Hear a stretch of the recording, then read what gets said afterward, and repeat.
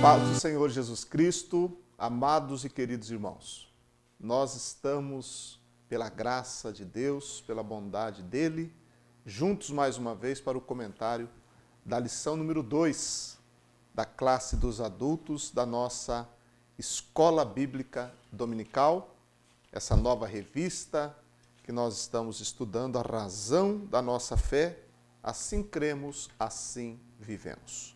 A lição número 2, do dia 9 de julho de 2017, vai tratar do único Deus verdadeiro e a criação. Vamos falar sobre o nosso Pai Celestial, estudar um pouquinho sobre este imenso e glorioso Deus. É claro que nós vamos arranhar simplesmente, porque o assunto é sim, puramente inesgotável. Falar de Deus é falar desse ser glorioso, maravilhoso, inescrutável e que nós só conhecemos aquilo que Ele mesmo nos revelou por sua graça e por sua bondade. Comigo, novamente, o meu companheiro, o pastor Sebastião Otávio, e nós vamos juntos aqui pensar um pouquinho nesse assunto. Paz do Senhor, irmão Sebastião. A paz do Senhor, pastor Edivaldo, e também aos nossos irmãos que nos acompanham através desse canal. Exatamente, é um assunto palpitante, porque nós vamos estar debruçando diante de um Deus que se revelou a nós por causa da sua vontade soberana, do seu amor, misericórdia e graça para conosco. E estudar Deus, pensar sobre Deus, exatamente nós precisamos fazer isso debruçados nas Escrituras Sagradas para entender também um pouco da sua obra da criação, né, pastor Edivaldo? Então, verdade. É muito importante esta lição nos dias em que Deus e a sua obra é muito contestada pela ciência. Verdade. E exatamente são os dois pontos que o comentarista da lição ele trata. A proposta é justamente apresentar o único Deus verdadeiro e a obra da criação. São os dois pilares, então, as duas bases da nossa lição desse domingo.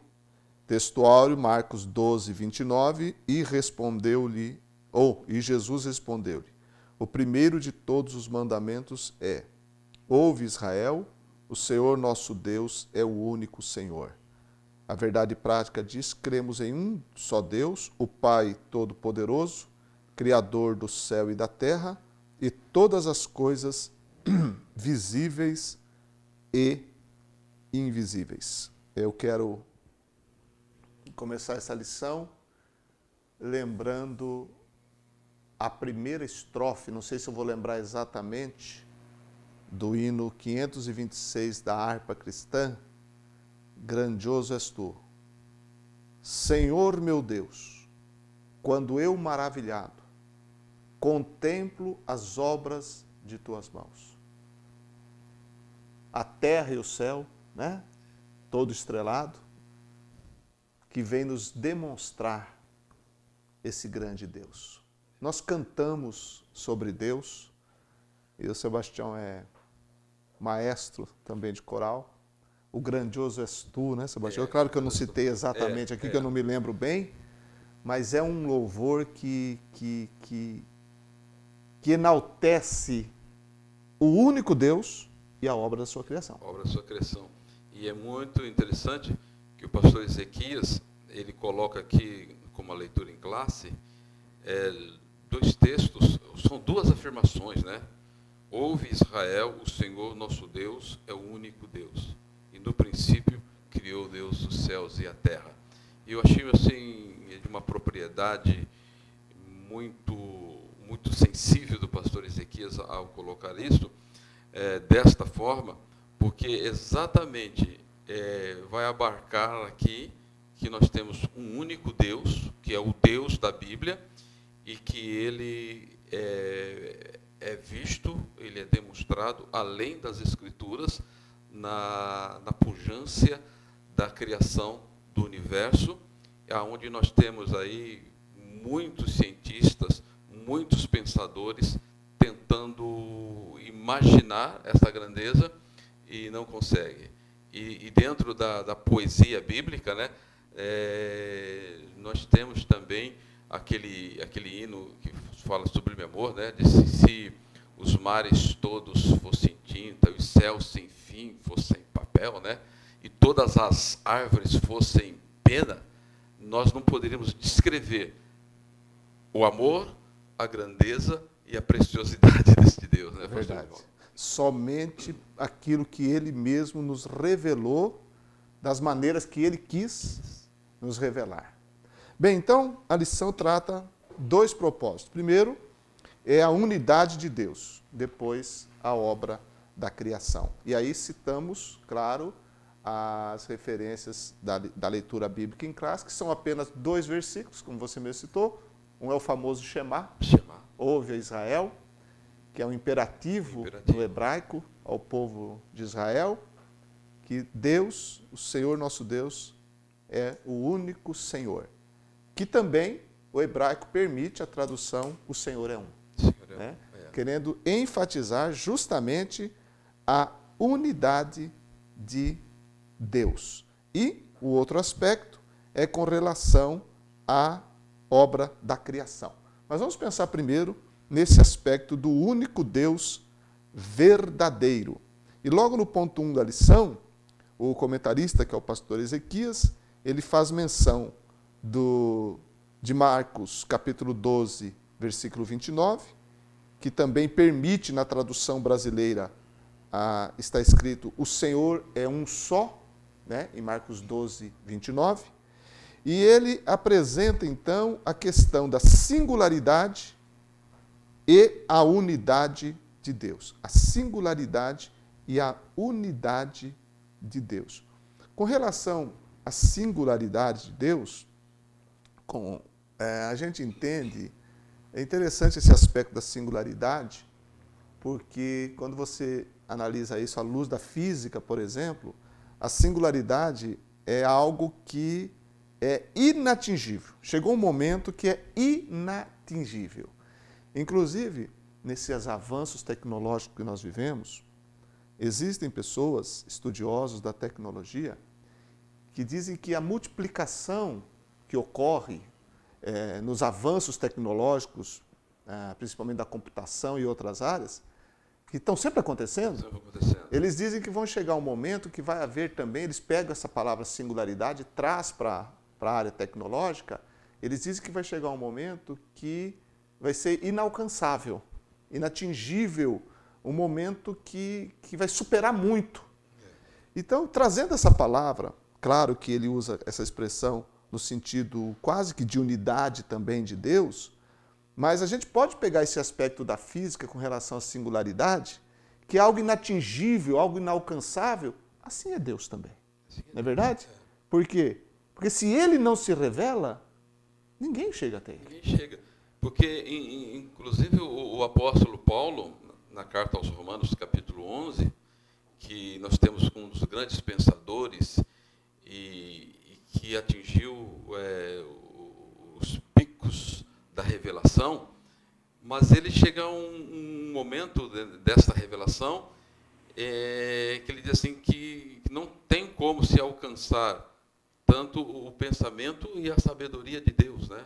Ele coloca assim como 2 pontos máximos e a gente não pode prescrutar, não tem como alcançar, a não ser somente aquilo que Deus revela. Então, e aí ele faz aquele hino de adoração, né?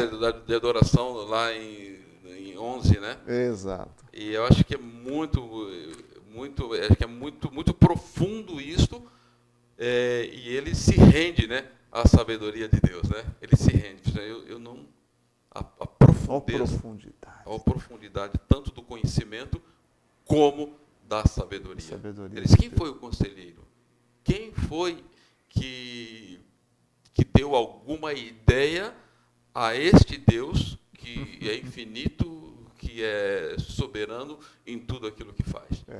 Então, é impossível o ser humano, por mais santo que seja, por mais conhecimento que tenha, ele chegar nessa plenitude de Deus. Né? Exato. E a lição cita, irmão Sebastião, Zacarias 14, versículo 9, falando sobre essa singularidade de Deus, diz: o Senhor será rei de toda a terra. Naquele dia haverá um só Senhor e o seu nome será o único nome. O único nome. Aí, por isso que eu trouxe aqui esse conceito da física, de singularidade, porque ele caminha. Claro que a física diz que chega um momento que a coisa chega numa hora que chega intransponível. E a gente sabe que a história que nós estamos participando dela, o desfecho vai ser em Deus. Porque Paulo fala lá em Coríntios que o próprio Filho vai passar tudo ao Pai para que Deus seja tudo em todos. Quer dizer, a conclusão, tudo vem de Deus e tudo termina em Deus. E é por isso que o pensamento filosófico é alienado da palavra de Deus, que eles vão acreditar na evolução, porque é por isso que o antagonismo está aí, né? Porque eles estão dizendo que está evoluindo, né? Uhum. E, inclusive, quando o Brasil colonial e passou para a República e criou o brasão, a bandeira, né? Tinha essa ideia, né? Ordem e progresso. E o que se percebe, somente pegando a nossa pátria brasileira, não é exatamente isso. Está caminhando por uma desordem, né? E não tem esse progresso.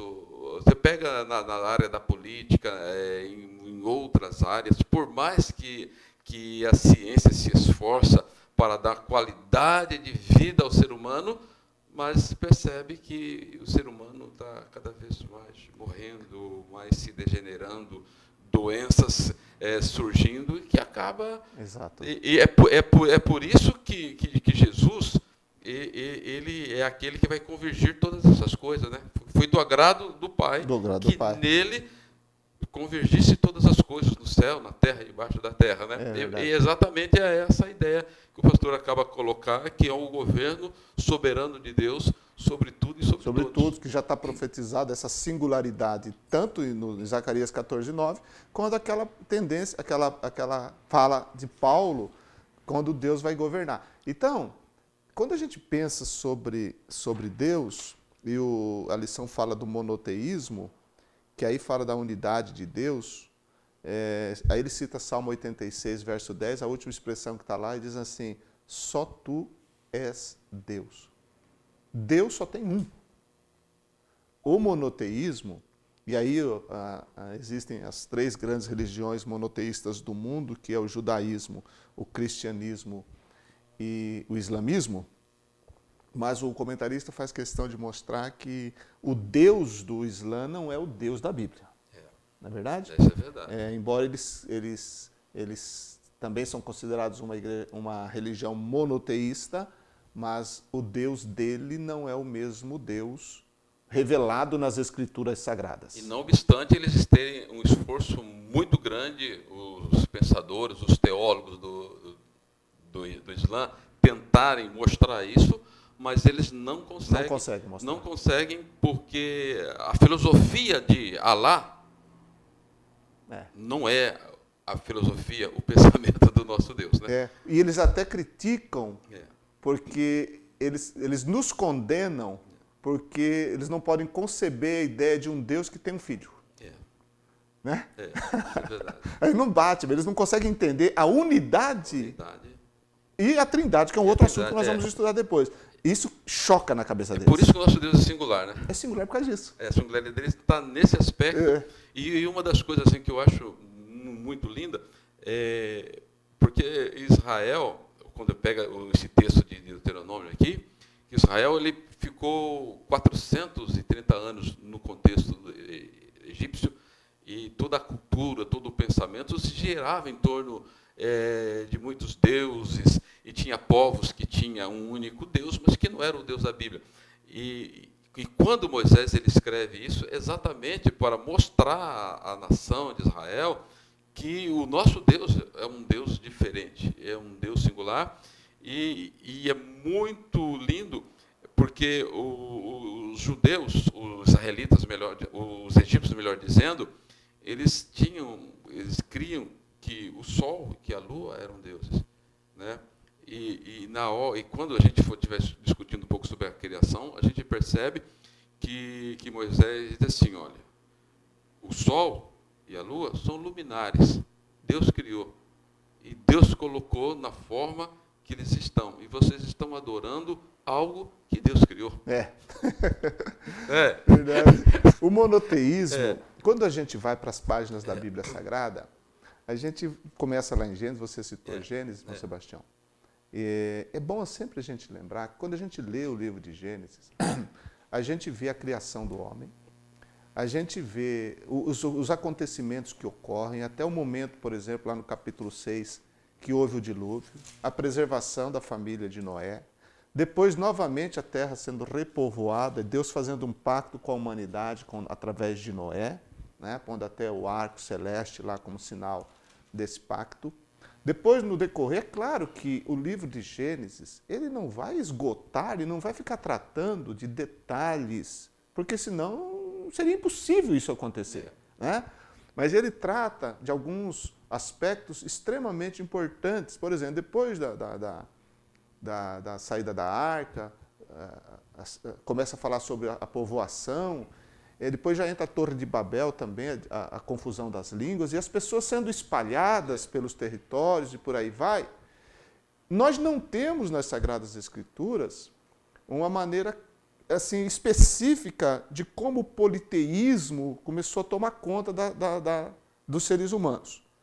Mas nós temos, em Babel, já em Babel, quando o homem quis construir aquela cidade e a torre, para fazer um nome para ele e para não se espalhar sobre a face da terra, ali a gente já vê o início de uma rebelião contra Deus. Tanto que Babel e Babilônia, por toda a Bíblia, ela é a grande... ela representa a grande rebelião contra Deus, que no Apocalipse conclui com essa... Né? Então, esse politeísmo, irmão Sebastião, ele começa... ele pode muito bem ter começado a partir do momento em que o homem quis ser o centro da situação. E é interessante porque na língua acadiana, Babel é porta dos céus. Uhum. E no hebraico é confusão, né? Confusão. Porque quando a gente pensa isso, inclusive quando Paulo ele descreve lá em Romanos, capítulo 1, ele vai mostrar muito bem isso, que os homens tinham conhecimento de Deus. Prova disso que, por ocasião de Babel, a Bíblia é muito clara que Noé ainda era vivo, Sem ainda era vivo, porque nós temos ali a genealogia com datas, tanto de Noé como de Sem, eles eram vivos. E a ideia do dilúvio era muito clara ali.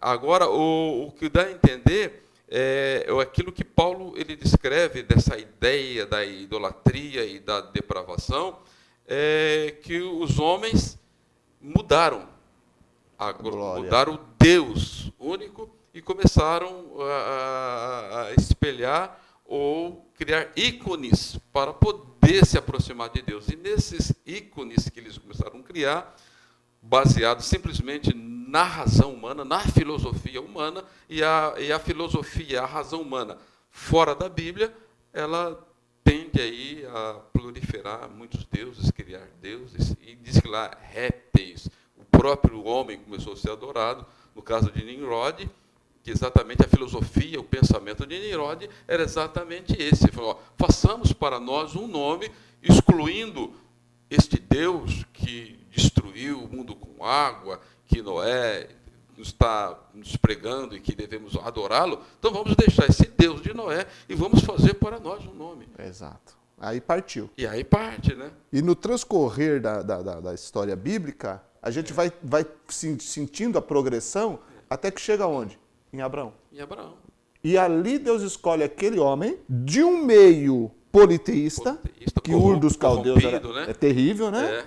E dali Deus vai, então, fazer daquele homem um instrumento da revelação do Deus único. E uma das coisas que nós percebemos ali é que em Abraão, Deus queria que ele mostrasse ao mundo que a singularidade dele, né? Singularidade Eu vou de Deus. fazer promessa a você e vou cumprir as promessas, e através de você, ou dos seus descendentes, eu vou restaurar o mundo, e que vai acontecer exatamente o que está lá em Zacarias, né?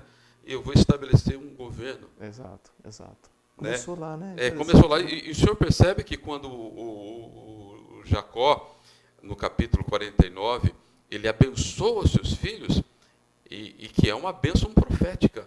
E entre elas ele destaca na questão da tribo de Judá que o cetro não se arredaria até que viesse Siló, aonde ele estabeleceria o governo eterno, mundial. Exato. Né? Sempre voltando para a singularidade, a unidade de Deus. Quer dizer, uma terra corrompida, politeísta, e até algumas tribos podiam ter um monoteísmo, mas esse monoteísmo não era o Deus da Bíblia, tá? Na onde se respalda o Islã. Exato. É porque eles dizem que eles têm uma ascendência em Abraão, mas não do Isaac. De outro, né? De outro filho de Abraão, né? Então percebe que não é o monoteísmo que a Bíblia prega. Não. Já o cristianismo, ele crê no Deus, no mesmo Deus de Israel. Que é o Deus que Jesus Cristo, o Filho de Deus, veio revelar a nós também. Que foi o que o próprio Jesus disse, e o texto básico, o textual da lição diz, Jesus está repetindo o Shema Israel. Então, ratificando. Né? E o apóstolo Paulo lá em 1 Coríntios, capítulo 8, versículo 6, novamente, ele segue a mesma linha de Cristo, Jesus, quando ele disse: para nós, porém, há um único Deus, o Pai, de quem vêm todas as coisas e para quem vivemos, e um só Senhor Jesus Cristo, por meio de quem vieram todas as coisas e por meio de quem vivemos. Então, o Deus do cristianismo é o mesmo Deus revelado nas Sagradas Escrituras judaicas, revelado na pessoa de Jesus Cristo, por Cristo anunciado, por Paulo pregado e por nós anunciado. É o mesmo Deus. Diferente dessa que você acabou de citar. Tem nada a ver. É diferente. Não tem nada a ver, porque para nós, esse Deus enviou seu Filho, que é Filho de Deus. Já essa outra religião não crê em Jesus nesse aspecto. Crê em Jesus apenas como um profeta. Inclusive tem algumas tendências de teólogos também que incorrem num risco de dizer que o Deus do Antigo Testamento é um e o Deus do Novo Testamento é outro, né? É um erro crasso, terrível, né? Terrível, porque não há essa distinção. Não há essa distinção. Né? Eles acham isso porque o Deus do Antigo Testamento, eu já até li sobre isso, alguns chegam ao cúmulo de dizer que é um Deus fraco, ele é um Deus... Estou falando que eles, Deus me guarde, mas eu estou citando isso, que eles acham que é um Deus que só vingativo, muda né? de ideia. E é vingativo. Vingativo, né? Muda de ideia, é cruel, mas eles não conseguem compreender que a linguagem bíblica foi escrita de uma forma para que nós pudéssemos entender. E não muda o amor do Deus de Israel, porque o próprio Deus disse para Israel: eu te escolhi, te chamei com amor eterno. É esse mesmo Deus de amor que é o Pai revelado no Novo Testamento. E a singularidade está exatamente aí, né, pastor? É você conseguir ver o amor, a graça, a misericórdia, a retidão, o juízo de Deus. Então, o caráter de Deus, ele não pode ser medido com o finito, né? Perfeito. Deus é infinito, nós somos finitos. Se nós formos tentar medir Deus por aquilo que pensamos ou por aquilo que somos, então vamos ter uma ideia muito errada de Deus. E é o grande problema do teólogo liberal. Que ele caiu para essa linha aí, de chegar ao cúmulo de imaginar que Jesus apresenta um Deus diferente. De forma alguma. Qualquer pessoa sensata que estuda a Bíblia de forma bíblica vai ver que é diferente. Bom, vamos caminhar então agora, irmão Sebastião, para esse segundo ponto da lição, que fala da criação e a evolução. Você citou aí o fato dos luminares, citou Gênesis 1. E aí o comentarista ele fala justamente do modelo criacionista e o modelo evolucionista. Nós devemos lembrar sempre que quando falamos do criacionismo, é a ideia defendida de que o universo ele teve uma origem inteligente. Exatamente. Agora, alguns criacionistas podem até não crer no Deus da Bíblia, como não creem no Deus da Bíblia. Alguns não creem. Agora, alguns criacionistas creem que o Deus da Bíblia e a história revelada em Gênesis não é fábula, não é lenda, é uma realidade. Aconteceu do jeito que está na palavra de Deus. Mas devemos sempre lembrar que nem todo criacionista ele crê no Deus da Bíblia. Ele simplesmente acredita que uma origem inteligente deu início ao universo e à vida como nós conhecemos. E o próprio evolucionismo, eles também acreditam agora estão chegando à conclusão do Big Bang, que deu a explosão que deu origem a tudo isso.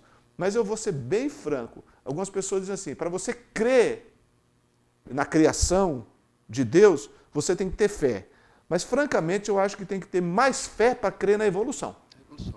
Porque a evolução também é uma questão de fé, porque não é provada. Não é provada. Eu estava até pensando sobre toda essa questão, porque hoje tem uma filosofia de pensamento, hoje aí que estão discutindo, né, que é o design inteligente. Tem o design inteligente também. O design inteligente, porque são aqueles evolucionistas que estão se dobrando, que a evolução nunca vai chegar a ser uma ciência, né? Ela não vai ser uma ciência, e então eles partem do design inteligente que por trás de tudo isso, então é por isso que eles acreditam que o Big Bang é como um começo, essa explosão de energia que passou a criar todas as coisas, não mais do nada, né? Teve que ter esse pontapé inicial. Exato. Né? E nós sabemos que a Bíblia diz, é muito clara, dizer que Deus no princípio criou os céus e a terra. E temos aí o haja de Deus, né? A ação inicial, os atos da criação de Deus, que é basicamente isso o que nós vamos ver. Então, a teologia, o que nós fazemos, é a interpretação, a razão, a partir da interpretação da Bíblia. Mas a ciência em si, ela trabalha com um discurso de interpretação da realidade. E essa realidade, então, eles tentam buscar uma compreensão desse universo tão complexo. Perfeito. Né? Tão complexo. Alguns cientistas, então, quando eles começam a imaginar a metamorfose, e muitos cientistas estão observando isso já há muitos e muitos e muitos anos, né? E isso não muda. Exatamente, a metamorfose da borboleta é exatamente isso. Entendeu? Então, porque os darwinistas, então, eles diziam, não, a metamorfose mostra a evolução. Mas só que eles estão analisando isso há muitos anos. E não passa disso, pastor. Agora, uma coisa também muito interessante, nós devemos voltar um pouquinho na história e lembrar que na Idade Média, aquele tempo obscuro em que a igreja, entre aspas, ela fechava as pessoas no misticismo, na obscuridade, e que coisas terríveis aconteciam, onde a ignorância era privilegiada.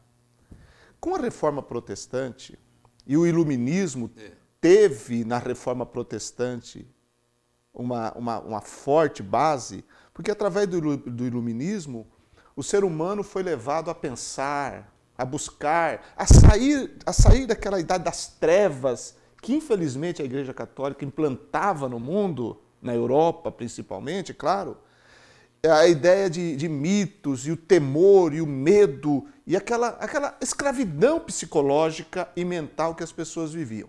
Através da Reforma Protestante e através do Iluminismo também, o homem foi levado a pensar, e a ciência praticamente nasceu ali. Ela nasceu ali, o direito de pensar, o direito de discutir. E aí as pessoas começaram a discutir os dogmas da igreja. O que a igreja falava é como voltando mais atrás ainda, é quando houve aquela saída dos mitos gregos para o pensamento filosófico. Na Idade Média, houve a saída daquela obscuridade que a igreja, infelizmente, implantava nas pessoas, a busca do pensamento. O homem começou a pensar. E isso é um privilégio da reforma protestante também. Só que hoje em dia, as pessoas chegam até a falar o seguinte: a ciência, que teve um grande impulso pela reforma protestante, hoje ela é atacada pelos protestantes. Não é isso, não. Não é isso. Nós não atacamos a ciência de forma nenhuma. A ciência é verdadeira. A ciência é séria. Não é verdade? Porque são três áreas distintas que nós temos que analisar, pastor. A teologia, porque é o discurso que nós vamos interpretar a Bíblia ou vamos interpretar a criação das coisas através da Bíblia. Da Bíblia Sagrada. A ciência, ela vai interpretar através da realidade. E por trás de tudo isso, tanto a ciência como a teologia, ela precisa da filosofia. Porque a filosofia, ela vai fazer essa análise. Só que nós temos a revelação como o nosso carro-chefe. E a ciência, ela precisa entrar nos seus laboratórios para provar. E existem coisas que a ciência jamais vai provar acerca da realidade de Deus. Por exemplo, a arqueologia é uma ciência séria, mas a arqueologia, ela pode colocar Deus num tubo de ensaio? Não dá para colocar, é impossível, não tem jeito. A arqueologia, ela vai dizer assim: não, eu achei resquícios de Deus. Não tem como isso. Então, cada coisa no seu lugar. A ciência, ela vai até um ponto que ela não avança mais. E outra coisa muito importante também é a visão bíblica da coisa. Não adianta a gente querer casar os dois, encaixar. Você já deixou bem claro, são áreas distintas. Porque o que acontece também é que tem muitas pessoas, isso já aconteceu no passado, hoje já não tanto, mas tem gente que quer pegar a evolução e tentar encaixar em Gênesis. Só que isso não é possível, não tem jeito. Porque se isso fosse possível, toda a história da redenção seria comprometida, irmão Sebastião. Comprometida. Toda a história. Porque um dos grandes problemas quando a gente pega Gênesis capítulo 1, a Bíblia, ela vai dizer assim, ou a revelação, é porque Deus criou. E não como. E o grande nó da ciência é dizer como. Exato. Tá? Então, a literalidade do livro de Gênesis é entendermos que no princípio criou Deus os céus e a terra era sem forma e vazia. E quando a gente pega os versículos, os 6 dias da criação, tinha algo que era sem forma e que era vazio. E Deus começa a dar forma e Deus começa a preencher. Exato. E a Bíblia não é um livro científico. Não é um livro científico. Ela não está aqui para tratar de ciência. E muitas pessoas atacam a gente, o cristão, porque diz que não é. Mas também, a proposta, aquilo que você falou, a Bíblia não está preocupada em explicar. Ela está simplesmente dizendo o que aconteceu. O que aconteceu. E a grande proposta da Bíblia é revelar o plano de Deus da redenção. É por isso que nós temos lá no Gênesis 1, Deus criando, Deus dando forma.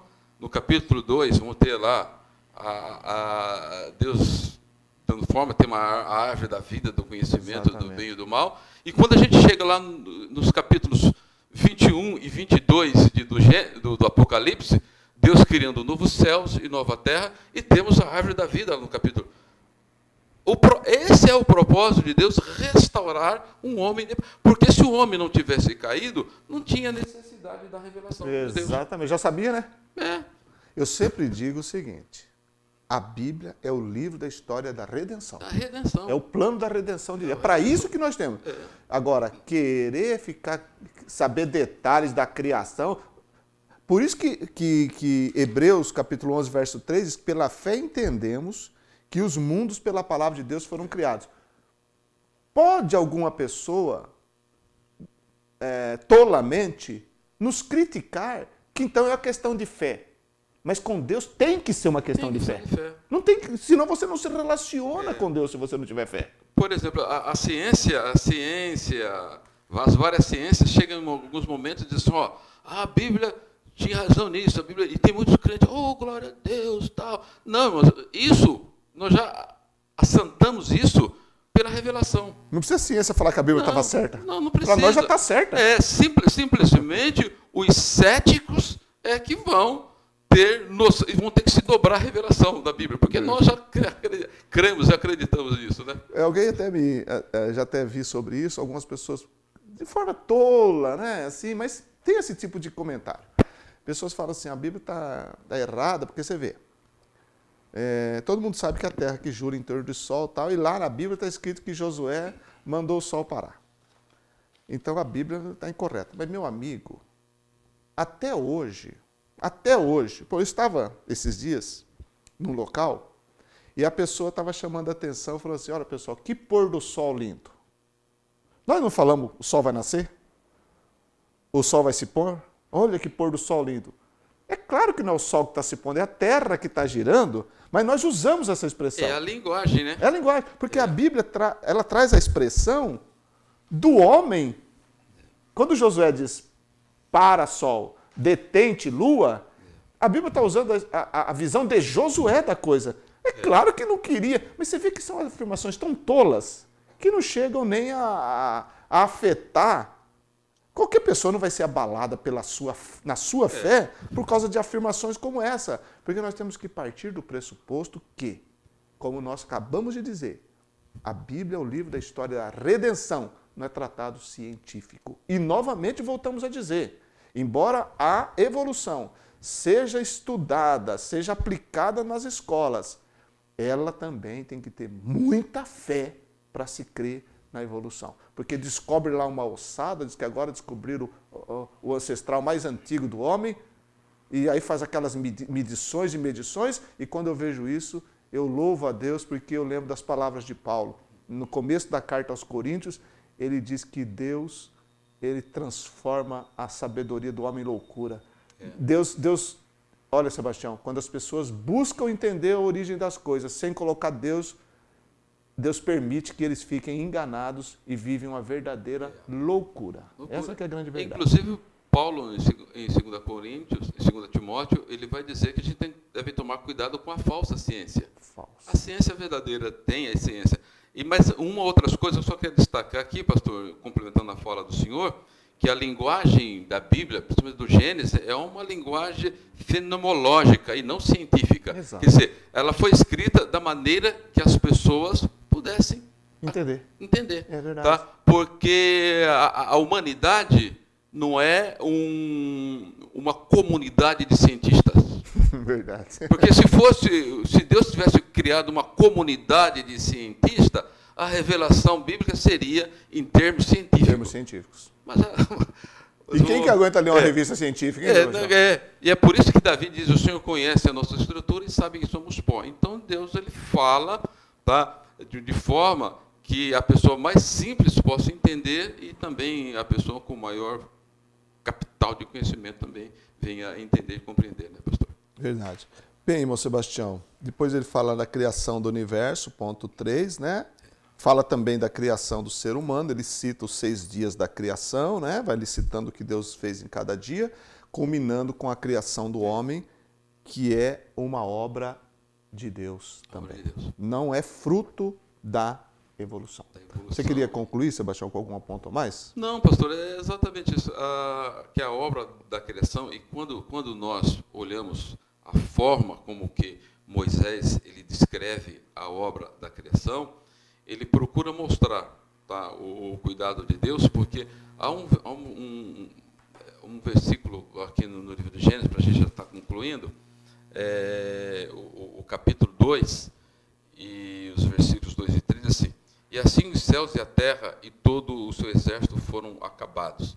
E havendo Deus acabado no 7º dia da sua obra que tinha feito, descansou no 7º dia de toda a sua obra que tinha feito. E abençoou Deus o 7º dia, o santificou, porque nele descansou de toda a obra. Deus criara e fizera. Tá? Então, o ato, no princípio criou Deus os céus e a terra. E depois dos versículos 3 a seguir, nós vamos ver, tá? Deus separou preparando, Deus ajuntando, Deus produzindo. Tá? Então, se percebe, quando o design inteligente, eles tentam se acomodar à ideia do criacionismo, mas nós precisamos entender que temos um Deus que estava fazendo tudo isso. E, por último, ele cria o homem e dá a impressão da divindade no homem. Né? Exato. Aí entra uma singularidade do homem, né? A singularidade do homem. Diferença total, né? E que o evolucionismo ele tenta, às vezes eles pegam aí um macaco domesticado em horas e afins para fazer alguns atos, né? Tem inteligência, pega os elefantes, né? Porque Deus deu a esses animais alma vivente, né? Exato. Foi Deus que deu. Deus que deu. Entendeu? Mas em nós o ele homem, soprou o Espírito dele. Imagem e semelhança. Então isso é que distingue, né? Então os homens vão passar décadas a fim dos seus experimentos. Tem pessoas que morrem e não conseguem terminar os seus experimentos para tentar provar uma teoria cientificamente. Exatamente. E não conseguem. Mas a Bíblia já disse tudo isso, né, pastor? Verdade. E essas são as bases da nossa fé. Razão da nossa fé. Cremos em um único Deus, o Deus Todo-Poderoso, Criador de todas as coisas, a quem adoramos e que se revelou a nós. E nós só sabemos aquilo que Ele revelou e quis revelar a nós. E Ele não vai se revelar num tubo de ensaio, num laboratório. E que pela fé nós nos rendemos a Ele. Pela fé nos rendemos a Ele. Que Deus te abençoe. Um grande abraço.